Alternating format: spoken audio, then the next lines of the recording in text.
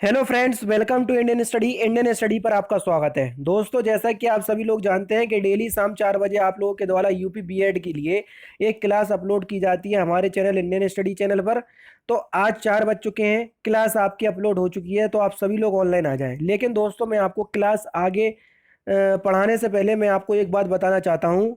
अगर आप घर बैठे यूपीपीसीएस की तैयारी करना चाहते हैं तो प्री और मेंस एग्जाम्स के लिए अनअकैडमी पर एक फाउंडेशन कोर्स चलाया जा रहा है, जिसका लिंक जो है वो डिस्क्रिप्शन में दिया है। तो लिंक पर जाकर के आप जरूर से अनअकैडमी के प्री और मेंस के लिए जो कोर्स चलाया जा रहा है उसको जरूर से विजिट कीजिए।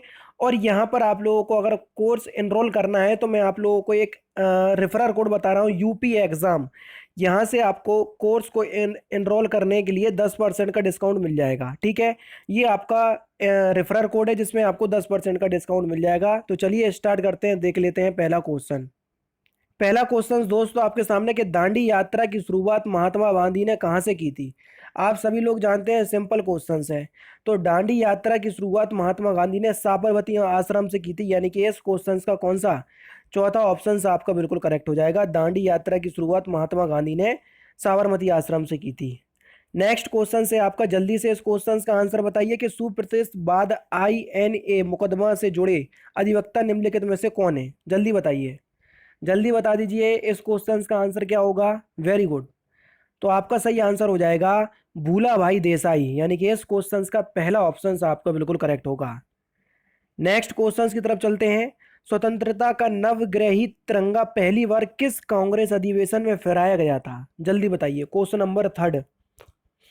तो सही आंसर हो जाएगा आपका लाहौर अधिवेशन 1929। वेरी गुड, तीसरा ऑप्शन बच्चों आपका बिल्कुल करेक्ट हो जाएगा।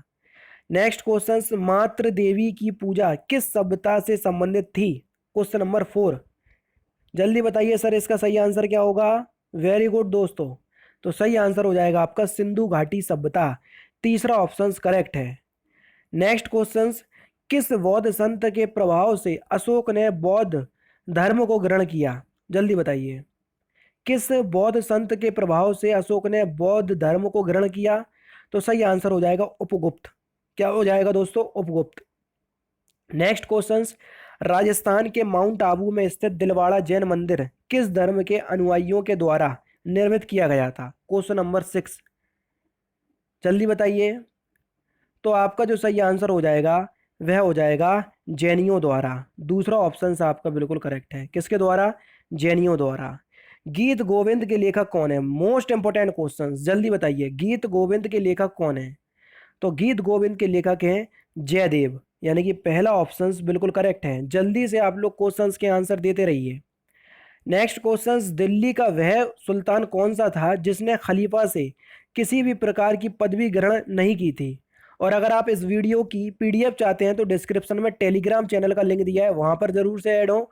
और व्हाट्सअप ग्रुप पे भी ऐड हो जाओ, वहां पर मैं भी आपको सेंड कर देता हूँ ये सारी PDF। तो सही आंसर हो जाएगा आपका अलाउद्दीन खिलजी। जी हाँ दोस्तों, अलाउद्दीन खिलजी ऐसा सुल्तान था जिसने खलीफा से किसी भी प्रकार की पदवी ग्रहण नहीं की थी।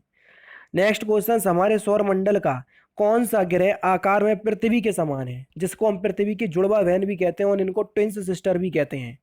तो सही आंसर हो जाएगा आपका शुक्र, यानी कि तीसरा ऑप्शन आपका बिल्कुल करेक्ट हो जाएगा। नेक्स्ट क्वेश्चन, निम्नलिखित में से किस ग्रह के अपने उपग्रह नहीं है। तो देखो, दो ग्रह ऐसे हैं जिनके कोई भी उपग्रह नहीं है, बुध और शुक्र। तो शुक्र तो ऑप्शंस में है नहीं है, तो बुध आपका बिल्कुल सही आंसर हो जाएगा। तीसरा ऑप्शन आपका बिल्कुल करेक्ट है, समझ रहे हैं ना। नेक्स्ट क्वेश्चन है आपका कि वायुमंडलीय दशा के अध्ययन को क्या कहा जाता है। Question number 11। वायुमंडलीय दशा के अध्ययन को क्या कहते हैं हम। तो सही आंसर हो जाएगा मेट्रोलॉजी। क्या कहा जाता है दोस्तों, मेट्रोलॉजी कहा जाता है। दूसरा ऑप्शन बिल्कुल करेक्ट है। नेक्स्ट क्वेश्चन है आपका कि विश्व का सबसे बड़ा द्वीप मांजुली किस राज्य में स्थित है। यह क्वेश्चन कई बार आपके एग्जाम में पूछा जा चुका है।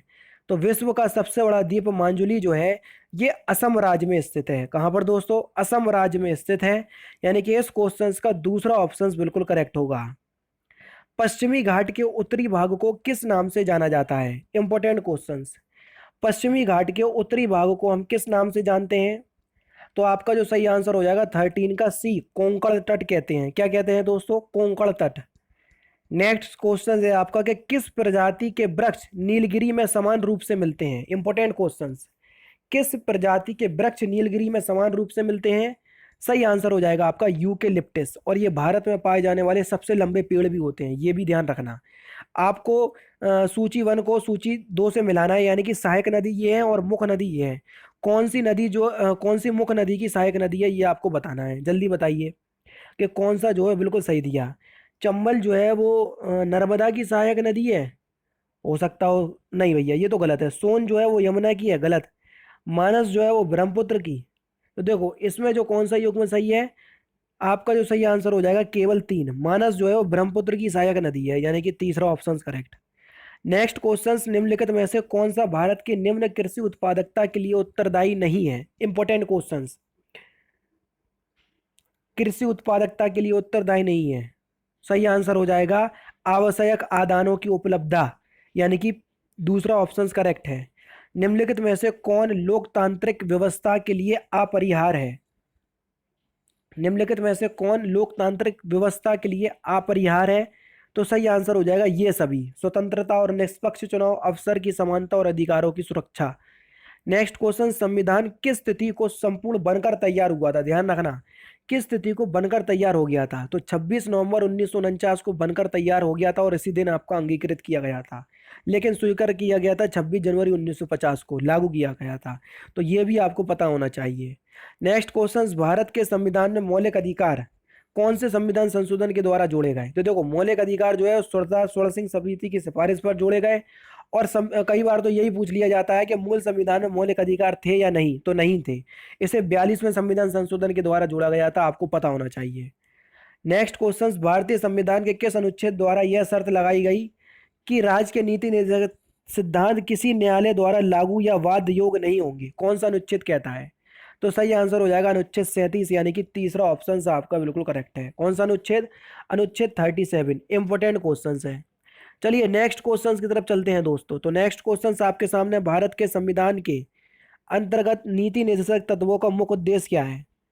तो नीति निर्देशक तत्वों का मुख्य उद्देश्य है कि लोक कल्याणकारी राज्य की स्थापना करना, यानी कि आपका पहला ऑप्शन करेक्ट है। सांख्य दर्शन के प्रवर्तक कौन है? जल्दी बताइए। देखो सांख्य दर्शन के जो प्रवर्तक है उनका नाम है कपिल मुनि। जी हाँ दोस्तों, सांख्य दर्शन के प्रवर्तक है कपिल मुनि, यानी कि पहला ऑप्शन आपका बिल्कुल करेक्ट है। नेक्स्ट क्वेश्चन से आपका कि सामूहिक उपभोग का अर्थ क्या है? सामूहिक उपभोग का अर्थ क्या है? तो सामूहिक उपभोग का अर्थ क्या है? सही आंसर हो जाएगा आपका घरेलू खपत। पहला ऑप्शन आपका बिल्कुल करेक्ट है।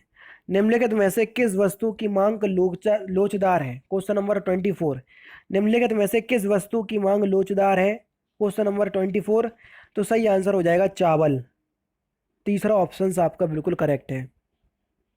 नेक्स्ट क्वेश्चन, नगदी रिजर्व अनुपात और खुली बाजार क्रिया निम्नलिखित में से किसके उपकरण हैं? तो सही आंसर हो जाएगा मौद्रिक नीति के। किसके? मौद्रिक नीति के। दूसरा ऑप्शन आपका बिल्कुल करेक्ट है। निम्नलिखित में से क्या वैकल्पिक मुद्रा का एक उदाहरण है? इंपॉर्टेंट क्वेश्चन है। निम्नलिखित में से क्या वैकल्पिक मुद्रा का एक उदाहरण है? तो सही आंसर हो जाएगा चेक, जो है वो वैकल्पिक मुद्रा का एक उदाहरण है। गोल्डन हैंडशेक स्कीम का संबंध किससे है? बड़ा बड़ा इंपॉर्टेंट क्वेश्चन है और बहुत बार आपके एग्जाम में पूछा भी जा चुका है। गोल्डन हैंडशेक प्रक्रिया, इसका जो संबंध है वह किससे है? सही आंसर हो जाएगा आपका स्वैच्छिक सेवानिवृत्त से, यानी कि इस क्वेश्चन का चौथा ऑप्शन करेक्ट है। निम्नलिखित में से किस पंचवर्षीय योजना में वास्तविक विकास दर लक्षित विकास दर से कम थी? जल्दी बताइए। तो सही आंसर हो जाएगा चौथी पंचवर्षीय योजना में जो वास्तविक विकास दर थी और जो लक्ष्य की गई थी विकास दर, उससे कम रही थी। नेक्स्ट क्वेश्चन, निम्नलिखित में से क्या मात्रात्मक साख नियंत्रण की एक विधि नहीं है? तो सही आंसर हो जाएगा आपका बचत खातों पर ब्याज दर में बढ़ोतरी। चौथा ऑप्शन करेक्ट है। नेक्स्ट क्वेश्चन, तरलता अधिमान क्या होता है? इंपॉर्टेंट क्वेश्चन, जल्दी बताइए। तरलता अधिमान क्या होता है? तो तरलता अधिमान होता है बैंक जमा रखने की इच्छा। बैंक जमा रखने की इच्छा। तीसरा ऑप्शन बिल्कुल करेक्ट है।